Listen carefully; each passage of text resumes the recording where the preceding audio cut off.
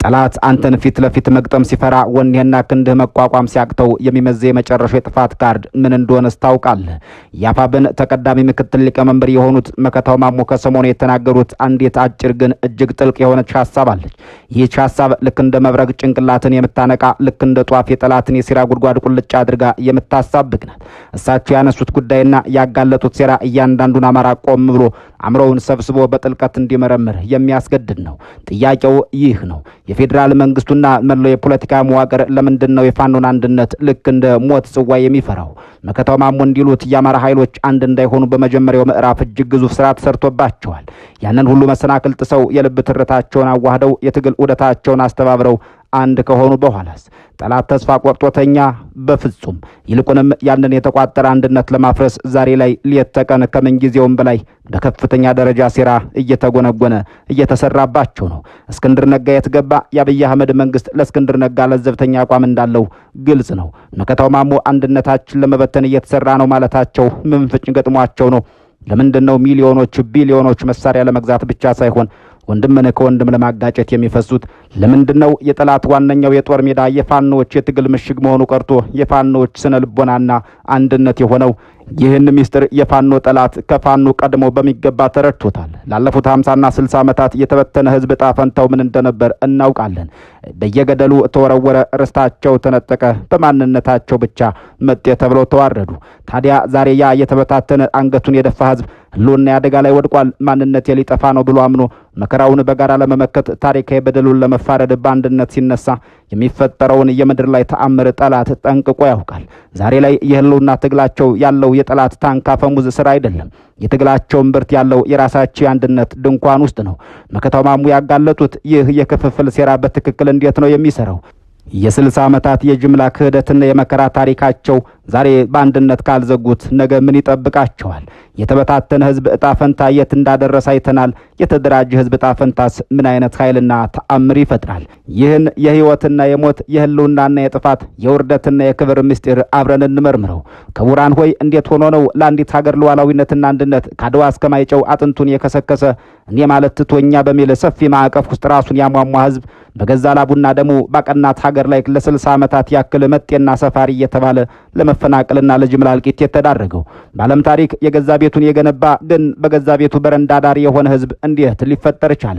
መከታው ማሞ እንዳጋለጡት የፌደራል መንግስቱና የፖለቲካ ቁማርተኞች የፋኖን ክላሽንኮቭ ከመፍራት ይልቅ የፋኖን አንድነት ልክ እንደ ሞት ጽዋ የሚፈሩትስ በምን አግባብ ነው? የፋኖ ኃይሎች አንድ እንዳይሆኑ በመጀመሪያው ምዕራፍ አንድ ከሆኑ በኋላ ደግሞ ያንን ለማፍረስ ሌት ተቀን ይሴራ የሚጎነጉኑበትና ሚሊዮኖች የሚፈሱበት ጠላት ከፋኖ ቀድሞ የደረሰበት ያ የተደራጀ ህዝብ ኃይል ታላቅ ሚስጥር ምንድነው? በዓለም የሽምቅ ውጊያ ታሪክ ውስጥ ቀላል የነፍስ ወከፍ መሳሪያ ክላሽንኮቭና ዲሞትፈር ብቻ ታጥቆ ታንክ፣ መድፍና በዘመናዊ ቴክኖሎጂ የታገዘ ድሮን የታጠቀን መንግስት መደበኛ ጦር ፊት ለፊት ገጥሞ የሚያንበረክክ ኃይል እንዴት ሊፈጠር ቻለ? መሳሪያን ሳይሆን ትክክለኛውን እውነትና ስነ ልቦናን የታጠቀ ህዝብ እንዴት የብረት ተራራን ሊንድ ይችላል? ለግማሽ ምዕት ዓመት ሙሉ በአማራው ላይ በጥንቃቄ የተሰራው የጥላቻ ትርክት፣ የመከፋፈል ሴራና የስነ ልቦና ስብራት ፕሮጀክት እንዴት በአንድ የተገልብጦ ዛሬ ላይ የህዝቡን የማይበገር የህልውና ጋሻ ፋኖነትን ሊወልድ ቻለ? ጠላት ህዝቡን ሊያጠፋበት የቆፈረው የክፋት ጉድጓድ እንዴት ለዚህ ህዝብ መነቃቂያ የመደራጃና የትንሳኤው ማማ ሆኖ ሊያርፍ ቻለ? የሚሉና ሌሎች ነጥቦችን በዝርዝር እንቃኛለን። አብራችሁን ቆዩ።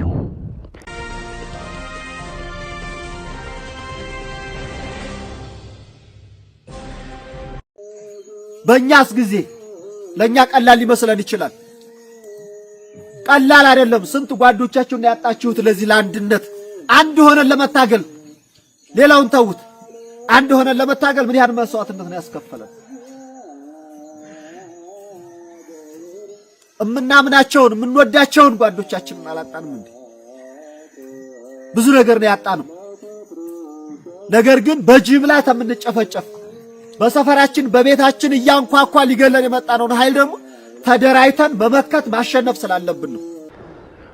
መከታው ማሞ የፌደራል መንግስቱ የፋኖ ኃይሎችን አንድነት ለማወክ በከፍተኛ ደረጃ እየሰራ እንደሆነ ተናግረዋል። የአማራ ፋኖ ብሔራዊ ንቅናቄ ተቀዳሚ ምክትል ሊቀመንበር የሆኑት እኚህ ሰው ቃላቶቻቸው የዘመናችንን የፖለቲካ ትኩሳትና የህልውና ትግል ጥልቀት ቁልጭ አድርገው የሚያሳዩ ናቸው። እሳቸው እንደሚሉት የአማራ ኃይሎች አንድ እንዳይሆኑ በመጀመሪያው ምዕራፍ ከፍተኛ ስራ ተሰርቶባቸዋል። ይህን መሰናክል አልፈው የልብ ትርታቸውን አዋህደው የትግል ዑደታቸውን አስተባብረው አንድ ከሆኑም በኋላ ያንን የተቋጠረ አንድነት ለማፍረስና የጀመሩትን የህልውና ጉዞ ለማሰናከል በከፍተኛ ደረጃ ሴራ እየተጠነሰሰ ነው። የአማራ ህዝብ ላለፉት 50ና 60 ዓመታት የተደቀነበትን የጅምላ ክህደት መገለልና መከራ መመከት የሚችለው በጽኑ አንድነቱ ብቻ እንደሆነ መከታው ማሞ በግልጽ አስምረውበታል። የመከታው ንግግር ተራ የፖለቲካ ትንታኔ ብቻ አይደለም። ይልቁንም ላለፉት 60 የሐዘን ዓመታት የተጻፈን የደም ታሪክ፣ የተበታተነን ህዝባዊ ዋጋ ቢስነትና የተደራጀን ህዝብ የማይበገር ኃይል የሚያንጸባርቅ ጥልቅ የዘመን ኑዛዜ ነው። የመከታው ማሞን ማስጠንቀቂያ እንደ መነጽር አድርገን ወደ ኋላ ወደ ግማሽ ክፍለ ዘመኑ የኢትዮጵያ ፖለቲካዊ ታሪክ ማደር ስንጓዝ የምናገኘው እውነት እጅግ ዘግናኝና ልብ ሰባሪ ነው። ላለፉት 60 ዓመታት የአማራ ህዝብ ላይ የተፈጸመው በደል እንዲሁ በአጋጣሚ የተከሰተ ስህተት ሳይሆን በጥንቃቄ የታቀደ በፖለቲካ ትርክት የተዋቀረና በመዋቅር የተደገፈ ጥልቅ የጥፋት ፕሮጀክት ነበር። ገና በስልሳዎቹ መጀመሪያ የኢትዮጵያ ተማሪዎች እንቅስቃሴ በሚል የሐሳብ ማዕበል ውስጥ የሀገሪቱ የፖለቲካ ልሂቃን የችግሮች ሁሉ መነሻ የጭቆና ሁሉ ተምሳሌት አድርገው የሳሉት ያን መከረኛ ህዝብ አማራውን ነው። ነፍጠኛ የሚል የጥላቻ ስያሜ በማውጣት ታሪክን በማጣመም የህዝቡን ከነባር ኢትዮጵያዊ ክብሩ ለማዋረድ የጥላቻው ዘር በዩኒቨርሲቲ ኮሊደሮች፣ በፖለቲካ በራሪ ወረቀቶችና በጫካ ትግል ማንዋሎች ላይ ተዘራ። ያዘር በቅሎ አብቦና ፍርቶ ነው ዛሬ የምናየው መሬር ፍዳ ያመጣውና እዚህ ዘመን የደረሰው። የደርግ መንግስት በጭካኔው ሀገሪቱን ሲያመስ የአማራው ወጣት በየአደባባዩ በገፍ ተረሸነ። ቀይ ሽብር የሚለው የደም ጎርፍ የሁሉንም ኢትዮጵያዊ ደጅ ቢያንኳኳም በተለየ መልኩ ግን የአማራን ምሁር ወጣትና አምራች ኃይል የማጽዳት ዘመቻ ነበር። በእርግጥ ያ ትውልድ ገና ቁስሉ ሳይጠገን በለውጥ ስም የመጣው የኢህአዴግ ዘመን ደግሞ የጥፋቱን አድማስ አስፋፍቶ ጥላቻውን ህገ መንግስታዊ ልብስ አልብሶ አቀረበው። ትናንት በጫካ ቆይታቸው አማራን እንደ ዋነኛ ጠላት የፈረጁ ኃይሎች ቤተ መንግስት ሲገቡ ያደረጉት የመጀመሪያው ስራቸው አማራውን ማግለል፣ መከፋፈልና ትጥቆን ማስፈታት ነበር። በዚህ ስልታዊ የመገለል ዘመን አማራው በማንነቱ ብቻ እጅግ አስከፊ ታሪክ በደሎችን አስተናግዷል። የህዝቡ መተዳደሪያ የሆኑት ለም መሬቶች ወልቃይት፣ ጠገዴ፣ ራያ፣ መተከል በግፍ ተቆርሰው ለሌሎች ክልሎች ተሰጡ። ያም ብቻ ሳይሆን በቢሮክራት ስም ገበሬው ከለም መሬቱ እየተነጠለ መሬት አልባ ምናኛ እንዲሆን ተደረገ።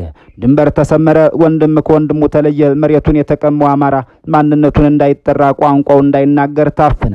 በአማራነታቸው ብቻ በገደል የተወረወሩ፣ በግፍ የተገደሉ፣ የሀብት ማፍራት መብታቸው የተነጠቀ ዜጎች ቁጥር የሰማዩን ከዋክብት ያህል በዝቶ የትየለሌ ሆነ። በመላ ኢትዮጵያ ተዘዋውሮ ሰርቶ የመኖር ሀብት የማፍራት ሀገር የማቅናት ባህል ያለው ይህ ህዝብ መጤና ሰፋሪ በሚል አጸያፊ ስም እየተጠራ ከኖርበት ቀየ እንዲፈናቀል ተደረገ። የሴቶች እንባ በየመንገዱ ፈሰሰ። የህፃናት ጩኸት በየጫካው አስተጋባ። የአረጋውያን አጥንት በየሜዳው ተከሰከሰ። ይህ ሁሉ ግፍ ሲፈጸምበት አማራው ዝምታን የመረጠው ትዕግስትን የሙጥኝ ያለው ፈሪ ስለነበር አይደለም። ኢትዮጵያ የምትባለው ሀገር አንድነት ላለማፍረስ እሱ የከፈለው የደም ዋጋ ሀገር እንዳትከፍለው በማሰብ ሀገር አድራ ብሎ ታሪክ ይፋረደኝ ብሎ ነበር። ሆኖም ግን ይህ ትዕግስቱና ሀገር ወዳድነቱ እንደ ሞኝነት ተቆጠረበት። በየዘመኑ የተነሱ የፖለቲካ ኃይሎች ይህንን ኢትዮጵያ የስነ ልቦናውን እንደ ድክመት በመውሰድ የጥቃት ኢላማ አደረጉት። በኦሮሚያ ክልል፣ በቤንሻንጉል ጉሙዝ፣ የደቡብ ክልሎች የአማራ ደም በከንቱ የፈሰሰባቸው በጅምላ መቃብር የተሞሉ የሰቆቃ ምድሮች ሆኑ። ለምን ብሎ የሚጠይቅ ጠበቃ አጣ። በፌዴራል ስርዓቱ ውስጥ የኔ የሚለው እውነተኛ ውክልና አልነበረውም። የተበታተነ ህዝብ ጣፈንታ ምን ያክል አሳዛኝ እንደሆነ የአማራ ህዝብ ባለፉት 10 ዓመታት በተግባር አይቶታል።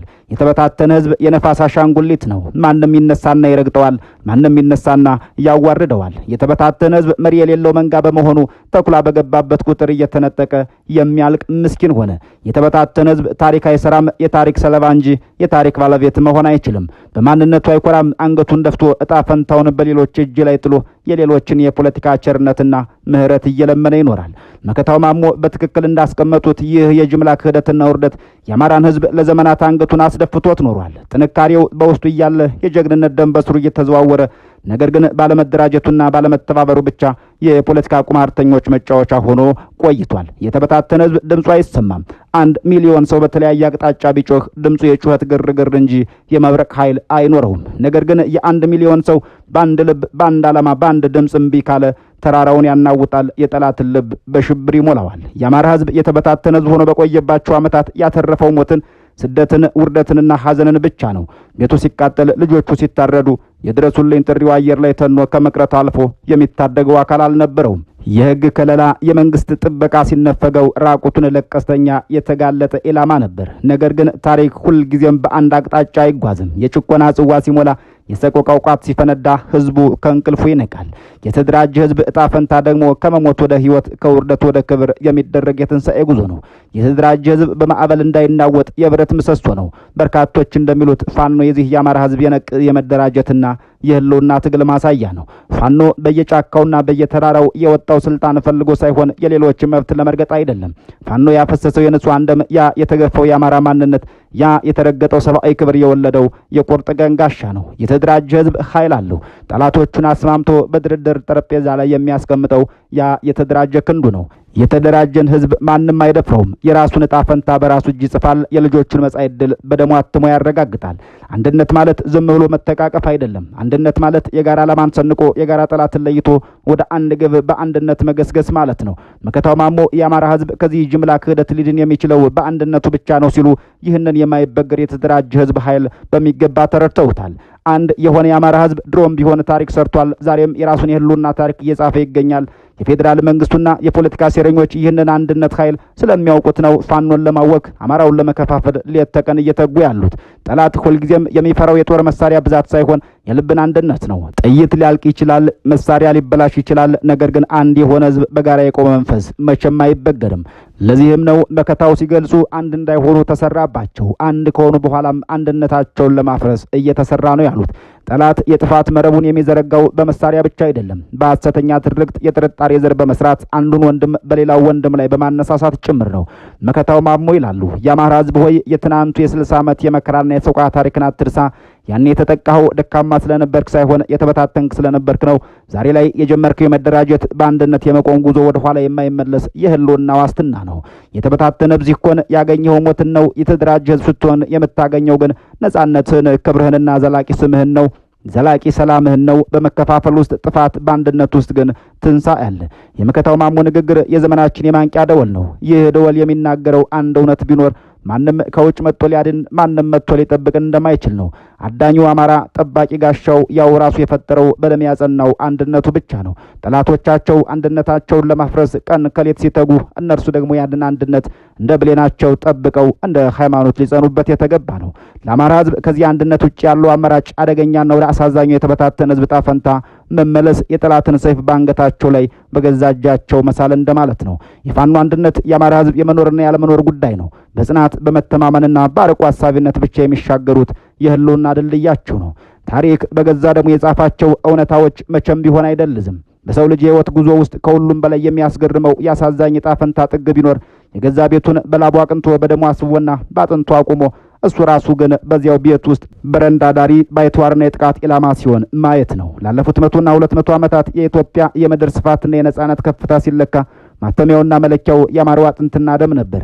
ይህ ህዝብ እኔ የሚለው ጠባብ የማንነት ካባ አውልቆ እኛ የሚለውን ሀገር አቀፍ የክብር ቀሚስ የለበሰ ከራሱ ይልቅ ለሀገሩ የኖረ የዘመኑ ዋልታ ነበር። አድዋ ላይ የተሰበረው የአማራ አጥንት ለኢትዮጵያ ሉዓላዊነት ነበር።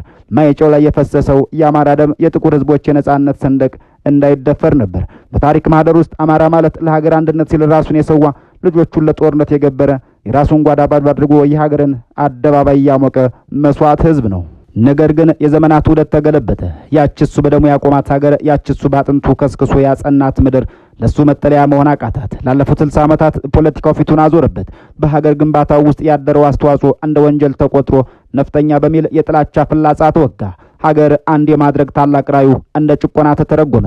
ከጫፍ እስከ ጫፍ ሀገር የኔ ብሎ የተዘዋወረበት አርሶና ነግዶ የኖረበት ምድር ሁሉ በእሳት ተከቦ ሲቃጠል አየሁ። ይህ ህዝብ ግን ወዲያው አላንገራገረም። በትዕግስት ታገሰ። ግፉ ሲበዛ፣ ሞቱ ሲበዛ፣ መፈናቀሉ ሲበዛ አሁን ለሀገር አንድነት ሲል እምባውን ዋጠ። እኔ ካልቻልኩት ማን ይችላል? እኔ ካልተሸከምኩት ኢትዮጵያ ትፈርሳለች በሚል የከበረና የረቀቀ የሀገር ፍቅር ስነ ልቦና በገዛ ሀገሩ በየመንገዱ ሲታረድ በየገደሉ ሲጣል ዝምታን መረጠ። ሀገር አደራ ብሎ ታሪክ ይፋረደኛል ብሎ ዝም ጭጭ አለ። ሆኖም ትዕግስት የራሱ የሆነ ማብቂያ አለው። ዝምታም የራሱ የሆነ የፍንዳታ ጣሪ አለው። ታዲያ በታሪክ ለሀገር አንድነት የታገለ ህዝብ የገዛ ማንነቱ እየተጠቃ መሆኑን ሲገነዘብ ህልውና አደጋ ላይ ወድቋል፣ ዛሬ ሊጠፋ ነው ብሎ አምኖ ሲነሳ ያኔ ነው በምድር ላይ የማይታመን ተአምር የሚፈጠረው። ያኔ ነው ታሪክ ጅረት አቅጣጫውን የሚቀይረው። ያኔ ነው የታሪክ ጅረት አቅጣጫውን የሚቀይረው። ይህ ተአምር እንዴት ያለ ነው መሰላችሁ? ለዘመናት ኢትዮጵያዊነት በሚል ሰፊ ማዕቀፍ ውስጥ ራሱን አሟምቶ የኖረ ህዝብ በድንገት ከህልሙ ይነቃል። እየተጠቃሁ ያለሁት በኢትዮጵያዊነቴ ሳይሆን በአማራነቴ ነው። እየተገደልኩ ያለሁት ሀገር ወዳድ ስለሆንኩ ሳይሆን አማራ ስለሆንኩ ነው።